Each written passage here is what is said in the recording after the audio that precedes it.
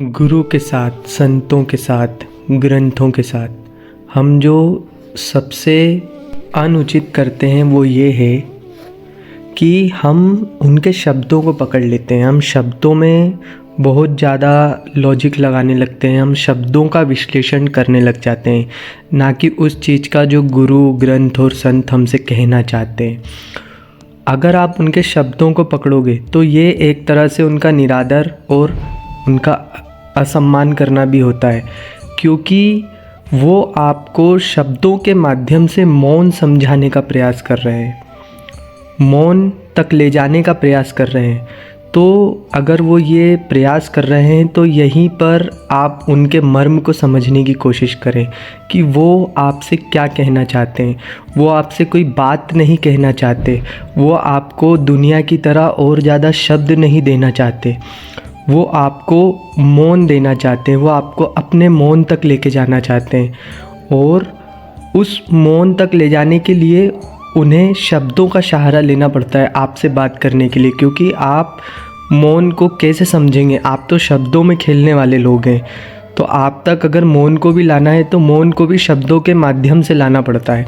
और मौन को जैसे ही शब्दों में उतारा जाता है तो वो मौन नहीं रह जाता। तो ये उनकी मजबूरी है, ये यहाँ पर उनकी ये एक दिक्कत है, तो उसको हमें समझना चाहिए, ना कि उनके शब्दों को पकड़कर उसमें सही गलत निकालना चाहिए, ना कि उनके शब्दों के पीछे पड़ जाना चाहिए कि अभी ऐसा बोला था फिर इन्होंने ऐसा बोला। हमें तो उनका बहुत सम्मान करना चाहिए और हमें ये देखना चाहिए कि हमसे बोल रहे हैं, यही इनकी कितनी बड़ी कृपा है। ये हमसे आके बोल रहे हैं, ये हमारे लिए हमको ऊंचा उठाना चाहते हैं, हमें अपने ये जो शब्दों के जंजाल में हम उलझे हुए हैं, ये जो माया में हम उलझे हुए हैं, इससे हमें निकालना चाहते हैं। तो हमें उनकी इंटेंशन नहीं दिखती, हमें उनके शब्द दिखते हैं। और दुनिया वाले आपको अपने शब्दों में उलझाकर और शब्दों में उलझाते हैं, उनका आप सम्मान करते हैं। लेकिन जो आपको शब्दों के माध्यम से मौन तक ले जाना चाहता है, आप उसके शब्दों को पकड़कर उसमें कमियां निकालना शुरू कर देते हैं।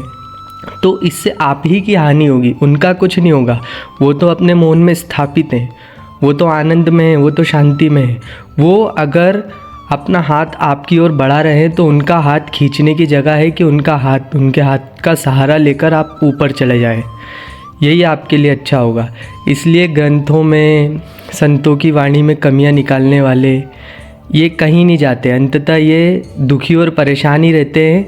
इन्हें कोई नहीं निकाल सकता, ना कोई उठा सकता है। तो संत हम पर कृपा करते हैं अपने शब्दों को देकर हमें, तो हमें उनके शब्दों से नहीं, उनके मर्म से हमें मतलब होना चाहिए और हम उनके मर्म को जानने की कोशिश करें। यही उनका आदर है, यही उनका सम्मान है कि वो जो हम आपको देना चाहते हैं आप वो लें।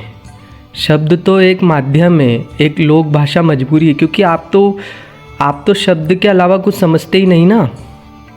आपको कैसे बताएगा कोई, और अगर वो ना बताए तो फिर तो आप देख ही रहो क्या हालत है। अगर जिसको नहीं समझ में आता और जहाँ संत अपनी कृपा नहीं करते वहाँ पर फिर जनता कैसी हो जाती है। ये ईमानदारी, ये जितनी भी करुणा, ये शब्द आपको संतों ने ही तो दिए हैं, तभी तो आज हम ईमानदारी और करुणा और इन चीज़ों की बातें करते हैं, सत्य की बातें करते हैं। ये शब्द संतों ने ही दिए थे आपको। तो उनका आदर करें और इनके मर्म को समझें, ना कि इसमें उलझें, ना ही उनमें कमियां और खोट निकालें, क्योंकि वो आपसे कुछ लेने नहीं आए हैं, आपको देने ही आए हैं। तो समझें इस बात को। धन्यवाद।